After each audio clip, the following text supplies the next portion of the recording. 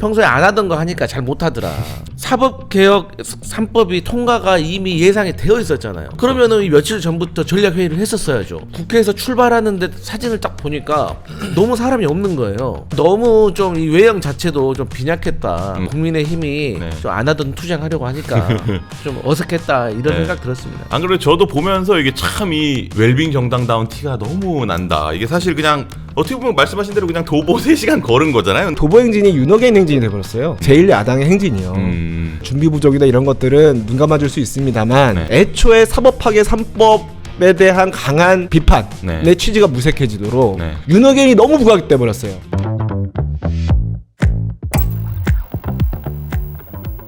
네, 오늘 이제 전국을 뒤흔든 첫 번째 씬부터 한번 살펴볼게요.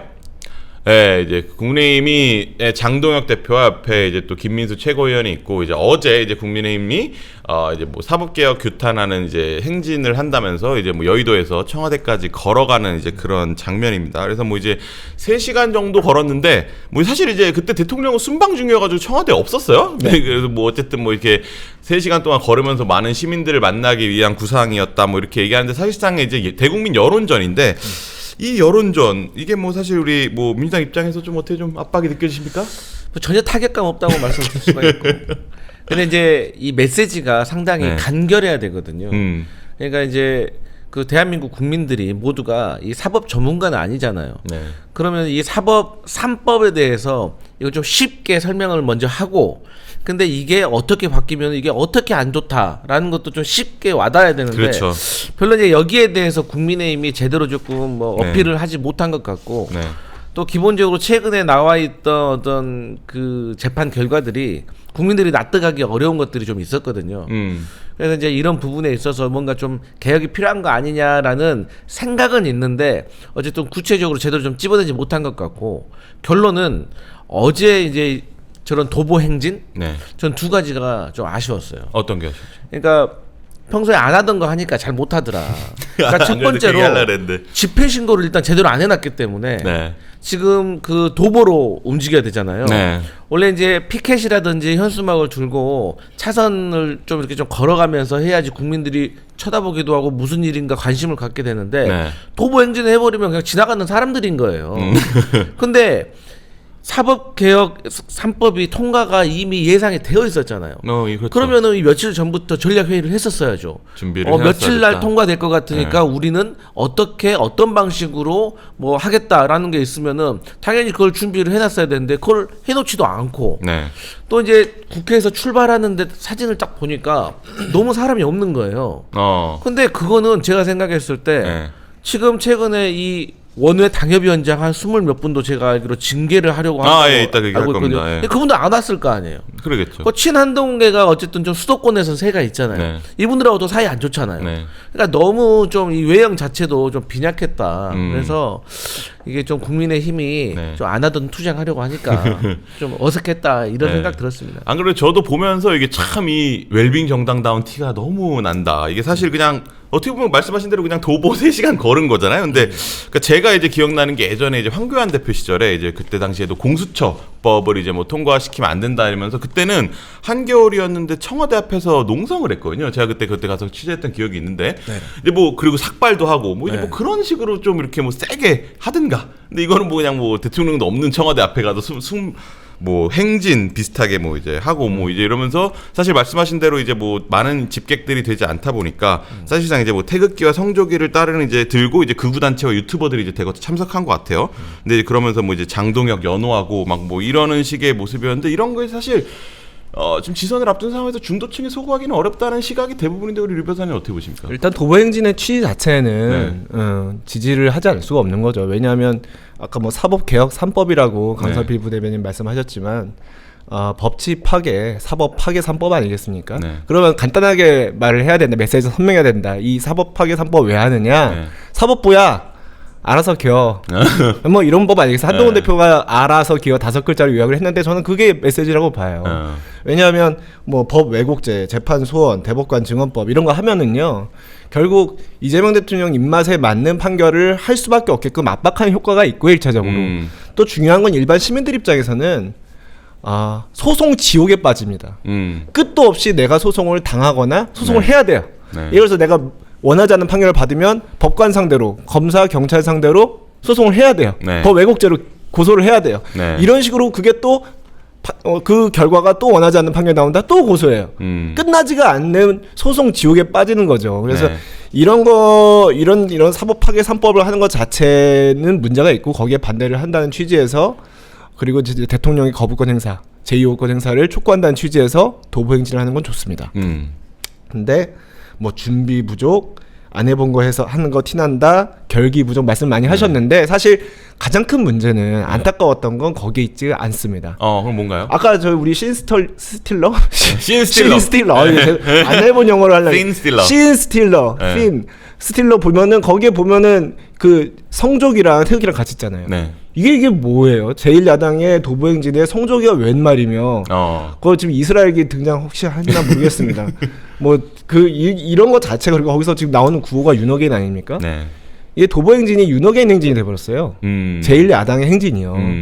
그래서 이건 결국 다른 거 뭐 준비 부족이다 이런 것들은 눈 감아줄 수 있습니다만, 네. 애초에 사법파괴 3법에 대한 강한 비판의 네. 취지가 무색해지도록 네. 윤호개인이 너무 부각돼 버렸어요. 그래서 마치 윤호개인 하려고 도보행진한 거야? 라는 생각이 들 정도로. 그래서 그게 가장 좀 아쉬운 지점이었다, 이런 말씀드리겠습니다. 네, 저희 또 이제 류 변호사님 처음 나오시니까 이제 시청자 두 분께서 텅빈충만님과 이미숙님께서 2만 원씩 이제 슈퍼챗을 해주셨네요. 인기가 아주 많으시네요. 감사합니다. 예. 2만원이면 상당한데. 감사합니다. 근데 이게 참, 이게 장동혁 대표가 이제 규탄사를 하려고 연단에 올랐는데, 이제 참 주변에서 이제 좀 의동치 않은 고성이 또 흘러나오고 했어요. 영상 한번 보실까요? 존경하는 당원 동지 여러분, 그리고 애국 시민 여러분, 남자답게 집합시다. 우리 장 대표님 약속 지킵시다. 약속 지키자. 네, 이게 뭐 어쨌든 장동혁 대표와 이재명 대통령 지금 뭐 이제 집값 가지고 뭐 이제 공방을 벌이고 있는데, 이제 뭐 사실 이재명 대통령이 어쨌든 본인의 분당 양지마을 금호 아파트를 팔겠다고 내놨고, 이제 뭐 매수 계약이 진행 중인 과정이라고 들었는데, 뭐 이제 장동혁 대표가 이제 민주당 입장에서는 집이 6채니까 이걸 또 팔아라 뭐 이제 이렇게 압박을 하면서 하고 있는 상황에서 이 대통령이 집을 파니까 참 장 대표가 공고했어요. 근데 솔직히 말하면 장 대표가 갖고 있는 6채라는 집은 네. 공시지가 기준으로 다 합치면 8.5억? 뭐 실상 그렇게 얼마 되지 않는 네. 아파트들이고, 이재명 대통령 아파트는 양지마을 금호 아파트, 여기는 제가 분당 출신이라 잘 아는데 대장 중에 대장, 네. 선도지구가 돼서 이제 폭등만 남은 이제 정말 꿀 같은 좋은 위치거든요. 그래서 29억이 똘똘한 한 채. 똘똘한 한 채죠, 사실 솔직히 말하면. 그래서 사실 장 대표가 다 해서 공시지가까지 8.2, 시세 기준으로 해도 뭐 12억 뭐 이 정도밖에 안 한다고 하는 사실 짜잘짜잘한 집들인데, 네. 그래서 구도상으로는 사실 뭐 이제 장 대표가 공세하기 유리한 환경이었어요. 근데 이제 이 대통령이 떡 갑자기 집을 팔아버리는 바람에 게다가 민주당 입장에서는 공세를 엄청나게 쏟아붓고 있습니다. 처음부터 접근이 잘못됐어요. 왜요? 그러니까 국민의힘은 윤석열 전 대통령 때부터 이 공세를 해오던 방식을 바꿔야 돼요. 그게 뭐냐면, 사안의 본질에 대해서 건드는 게 아니라 항상 국민의힘은 사람을 공격해요. 그게 문제인 거예요. 그러니까 이재명 정부가 이번에 부동산 정책을 냈어요. 네. 그러면 유능한 야당, 실력 있는 야당이라고 하면 당신들이 부동산 대책을 이걸 냈는데, 우리가 생각했을 때는 이러한 문제점이 발생할 것이고, 그러한 문제점은 이렇게 해결하는 것이 우리는 솔루션이라고 생각한다. 이거 어떻게 생각하냐? 이런 식으로 접근을 해야지 국민들이 내용을 들어보고, 그럴 수가 있겠구나. 그러면 이러한 문제점이 있다네, 충분히 일어날 수 있을 것 같은데, 그러면 여당, 정부가 받아들일까? 안 받아들이면 독선이고 오만이고, 받아들이면 또 다른 어떤 프레임으로 가는 건데, 이 사람들 내용에 대해서는 건드지를 않고 자꾸 과거 정부부터 떨어졌다, 뭐 올랐다, 뭐 부동산은 심리인데 건들면 안 된다, 시장을 뭐 이기려고 이런 말에 대통령에 대해서 이렇게 공격을 하고, 결국에 또 하는 말이 대통령 팔면 나도 판다. 그러면 애초에 대통령이 팔아도 나는 뭐 8.5억밖에 안 되고, 뭐 우리 장모님이 살고 있고 생활비로 살고 있고 이건 저렇고 저건 저렇고 이래서 나는 비교의 대상이 아니다, 이렇게 얘기를 했었어야죠. 근데 막 웃어가면서 못 팔 줄 알고 깐죽깐죽거리면서 대통령 팔면 저도 팔게요 했는데 팔아버렸어. 왜 이제 와서 나중에 와서 뭐 8.5억밖에 안 됩니다, 누가 살고 있습니다, 생활비 이러면 국민들이 뭐라고 생각하겠어요. 그렇죠. 그래서 애초부터 유치하게 제가 이런 말도 많이 했어요. 그러면 대통령이 팔고 정부의 고위 공직자들이 다 집을 팔았는데도 불구하고 부동산 정책 실패했다. 네. 그러면 그때는 국민의힘이 괜찮습니다.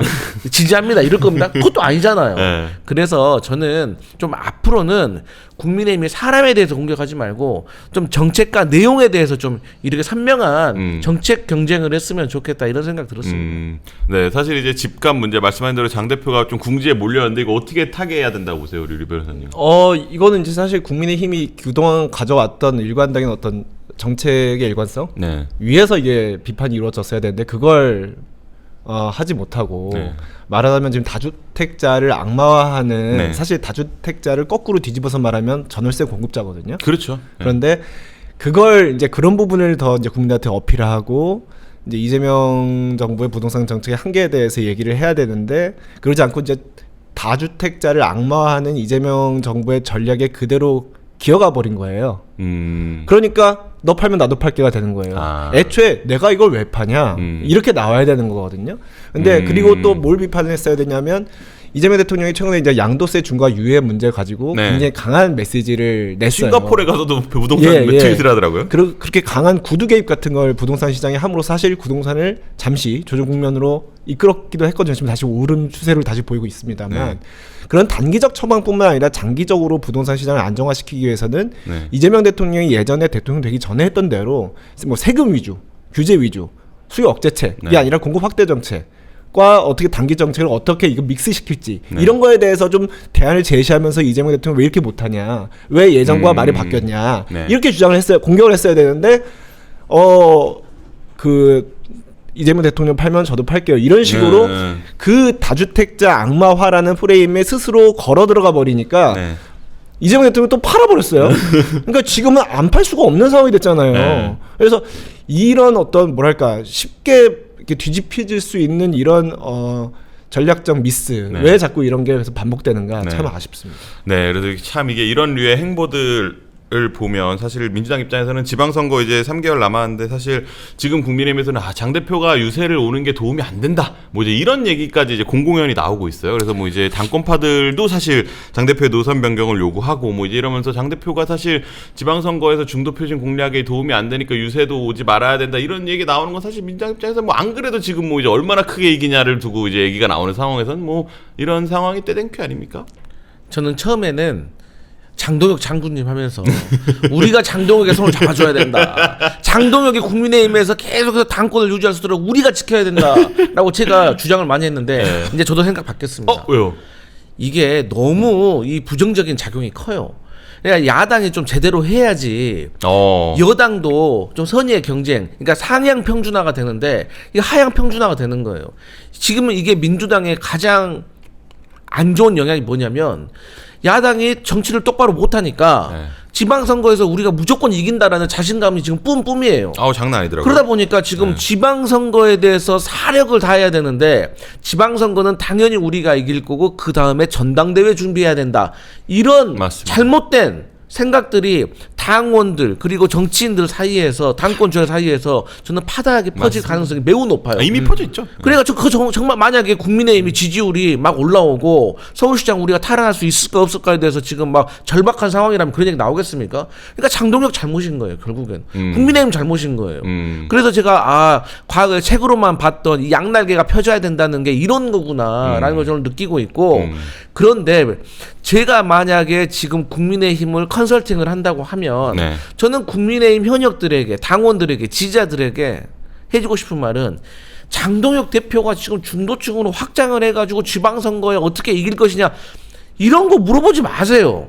그냥 당신이 생각을 했을 때 지방선거에 패배한다고 하면 당신 물러날 거냐 안 물러날 거냐 일단 그걸 확실히 하고 만약에 물러나겠다라고 하면 당신이 생각하는 지방선거 승리와 패배의 기준은 무엇이냐를 정확히 규정을 하고 그 다음에 당신 알아서 하세요.